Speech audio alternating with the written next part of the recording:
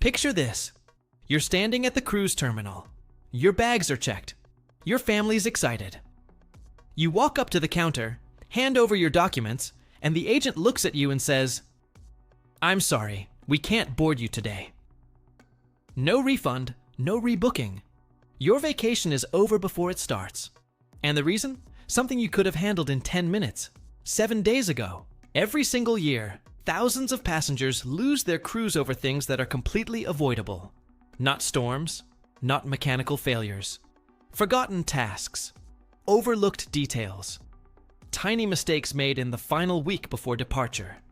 So if your cruise is 7 days away, or less, stop everything. This video is your lifeline.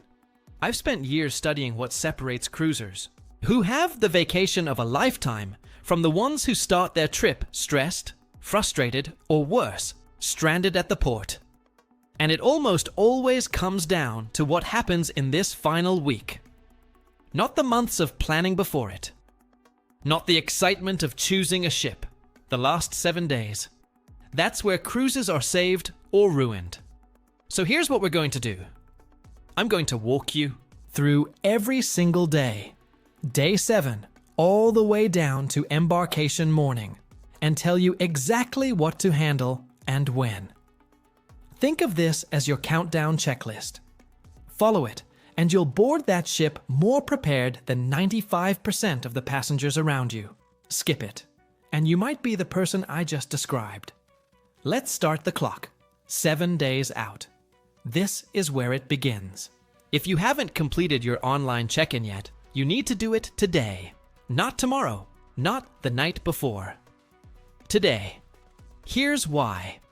Every major cruise line, Royal Caribbean, Carnival, Norwegian, MSC, Celebrity, they all have online check-in portals now, and they're not optional anymore. They're expected. When you complete check-in online, you get a boarding group assignment. That group determines when you're allowed to board. Passengers who check in early, they board first. They get first access to the pool deck, the buffet, the spa reservations. Passengers who wait, they board last, sometimes waiting 2 or 3 hours in a terminal with thousands of other people. But here's the real danger. If your check-in profile is incomplete, missing a passport number, an emergency contact, a security photo, some cruise lines will flag you at the terminal. I've heard from passengers who were pulled aside and spent 45 minutes at a help desk fixing information they could have typed in at home. 45 minutes of their vacation. Gone. So sit down today, open the cruise line's app or website, fill in every single field, upload your documents, complete your security photo, get your boarding pass generated. Done. While you've got that app open, let's talk about your documents. And I don't just mean make sure you have your passport. I mean a full audit. Pull out your passport right now. Open it. Check the expiration date. Here's the rule most people don't know. Many countries require your passport to be valid for at least 6 months beyond your travel date. Not 6 months from today. 6 months from the day your cruise ends. If your cruise returns on March 15th and your passport expires August 10th, you might think you're fine. You're not. That's less than 6 months. And depending on your itinerary, you could be denied boarding. This catches people every single year. Over 12,000 passengers in recent years have reported being turned away at ports due to document issues, according to travel industry data. 12,000. So check that expiration date. Check your visa requirements if you're visiting countries that need them. Print backup copies of your passport, your boarding documents, and your travel insurance. Put one set in your carry-on and one in your checked luggage. Paranoid? Maybe. But the passenger who lost their passport at the airport last year and had printed copies was on that ship. The one who didn't, they watched it sail away. Day 6. Let's talk about your money. Specifically, let's talk about the phone call that takes 2 minutes and saves your entire trip. You need to call your bank and your credit card company and tell them you're traveling internationally. I know it sounds basic. I know some of you are thinking, my bank doesn't require that anymore. And you might be right. Some banks have moved to automated fraud detection systems that are supposed to recognize travel patterns. But here's what those systems don't always catch. When your card is suddenly charged $300 at a floating restaurant in the middle of the Caribbean, followed by a $50 charge in Cozumel, followed by a $200 charge at a duty-free shop in Grand Cayman, all within 6 hours. Fraud detection doesn't think vacation. It thinks stolen card, and it freezes your account.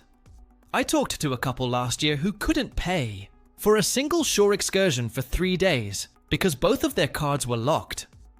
They spent hours on hold with their bank, using the ship's expensive Wi-Fi, trying to get it resolved. 2-minute phone call before you leave.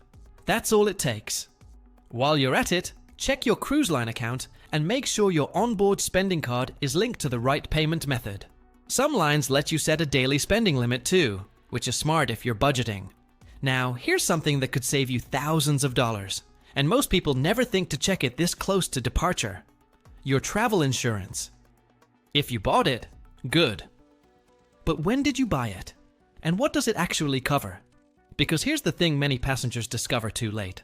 Most travel insurance policies have a pre-existing condition window.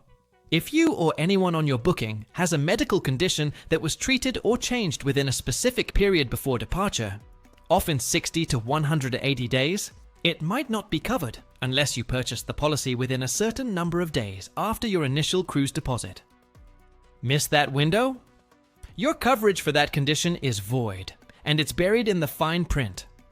6 days before your cruise is the time to pull up your policy, read the summary of coverage, and confirm what's included. Does it cover trip cancellation, trip interruption, emergency medical evacuation? That last one is critical. A medical evacuation from a cruise ship by helicopter can cost anywhere from $10,000 to $50,000. Without insurance, that bill is yours. If you don't have travel insurance yet and your cruise is 6 days away, you can still purchase it, but do it today. Some policies require purchase a certain number of days before departure for full coverage to kick in. Day 5. Let's talk about something that has genuinely ruined cruises for people. Medications. A family I came across online shared their story. They packed all of their prescriptions in checked luggage. The luggage was delayed. Didn't arrive at their cabin until the 2nd day. The father needed daily blood pressure medication. Without it, he spent the first 2 days feeling terrible. Stuck in the cabin, and the family's entire cruise start was derailed. Over something completely preventable. Here's your rule. Every prescription medication goes in your carry-on bag. Not your checked bag, your carry-on. In original pharmacy bottles with the labels intact. Why original bottles? Because if you're visiting international ports and customs asks about your medications, unlabeled pills in a plastic bag create problems. Labeled pharmacy bottles don't. Beyond prescriptions, this is also the day to think about seasickness prep. If you've never cruised before, don't assume you'll be fine. Grab some over-the-counter motion sickness medication, Dramamine, Benine, whatever works for you. Or look into Sea-Bands if you prefer non-medicated options. Better to have it and not need it than to spend your first night at sea staring at the ceiling of your cabin, wishing you'd planned ahead. Also, check if your cruise line requires any specific vaccinations or health documentation. Requirements have varied in recent years, and they can change depending on your itinerary. Still on day 5, pull out your phone. Your smartphone is about to become the single most important tool on your cruise, but only if you set it up before you board. Download your cruise line's official app right now. Royal Caribbean has the Royal app. Carnival has the Hub app. Norwegian has the NCL app. Every major line has one, and they are not optional extras. They're practically essential. Through the app, you'll check your daily schedule, make dining reservations, book shore excursions, message other passengers in your group for free, and check your onboard spending account in real time. Some ships now use the app as your digital key to open your cabin door. But here's what most people don't realize. These apps are large. Some are over 200 megabytes. And the Wi-Fi at the cruise terminal on embarkation day is a disaster. Thousands of people trying to download apps simultaneously on overloaded networks. It barely works. Download the apps at home on your own Wi-Fi. Set up your profile. Link your reservation. Explore the features so you're not fumbling with it on day one while everyone around you is already booking the best dinner slots. One more thing. Put your phone on airplane mode the moment you board and only use the ship's Wi-Fi or the app's built-in features. If you forget, and your phone connects to a cell tower at sea, you could get hit with roaming charges that'll make your jaw drop. We're talking hundreds of dollars for a few hours of accidental data usage. Day 4, packing day. And I know, you've probably seen 100 packing lists. But here's what experienced cruisers do differently. They pack in layers of priority. Layer 1 is your carry-on bag. This bag needs to function as your survival kit for the first 4 to 6 hours on the ship. Because here's the reality. Your checked luggage might not arrive at your cabin until evening. So, your carry-on needs your swimsuit, sunscreen, medications, a change of clothes, your phone charger, and your documents. Everything you need to start enjoying the ship immediately. Layer 2 is your main suitcase. This is where most of your clothes go. And the golden rule, pack half of what you think you need. Seriously, you're going to be in shorts and a swimsuit most of the day. You need far fewer outfits than you think. What you do need more of is the stuff people always forget. Extra phone charging cables, a small power strip because cabin outlets are limited, a magnetic hook for hanging things on the cabin walls, and a lanyard for your cruise card. These small items make a massive difference in daily comfort.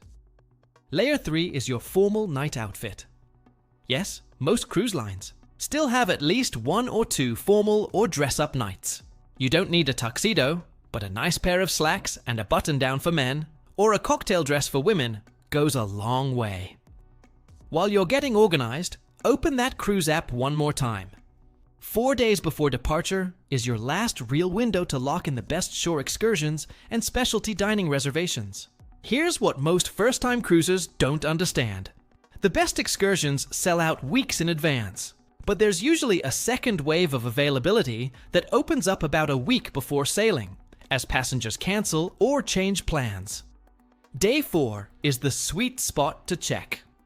Look for the experiences that matter most to you and book them now. Waiting until you're on board is a gamble. The popular ones, catamaran, trips, private beach excursions, guided historical tours, those fill up fast. As for dining, if your ship has specialty restaurants, and most modern ships have several, make your reservations now. The difference between booking ahead and walking up on the ship is the difference between getting your preferred time and being told the next available table is at 9:30 on the last night. Plan ahead. Your future self will thank you. Day 3. This one isn't exciting, but it's the step that separates prepared cruises from stressed ones. Handle your home logistics. Tell someone you trust your full itinerary, the ship name, your sailing dates, the ports you're visiting, and your cabin number if you have it. Give them a printed copy. If anything happens while you're away, someone on land needs to know where you are and how to reach the cruise line. Next, handle the basics at home. Put a hold on your mail or ask a neighbor to collect it. Arrange for pet care if needed. Set timers on your lights if your house will be empty. Adjust your thermostat. Take out the trash.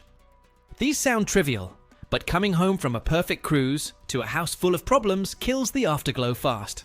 One passenger told a story about returning from a 10-day cruise to find their pipes had frozen because they'd turned the heat off completely before leaving.